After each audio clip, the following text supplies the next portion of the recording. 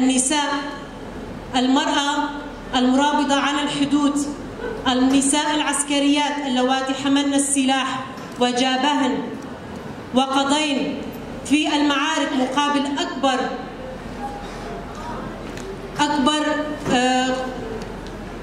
تنظيم إرهابي.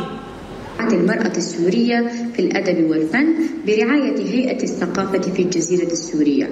نضال سواس فنانة تشكيلية وشاعرة سورية تكتب في النقد والمسرح، تعمل بتدريس الفن التشكيلي في السويد. مرحبا نسائنا الجميلات، صانعات الجمال، صانعات تاريخ شعب وأمة.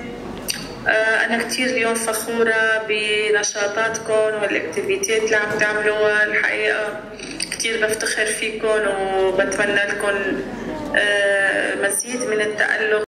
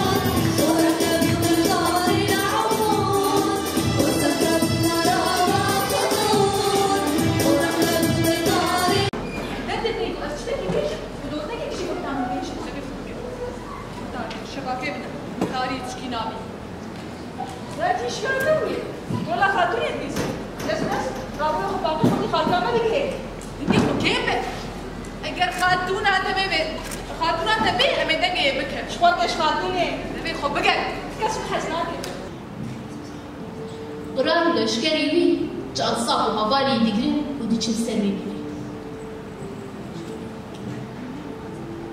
شاه مارانشی هر روش بنده. جيهان يا جيهان وين قاعدين؟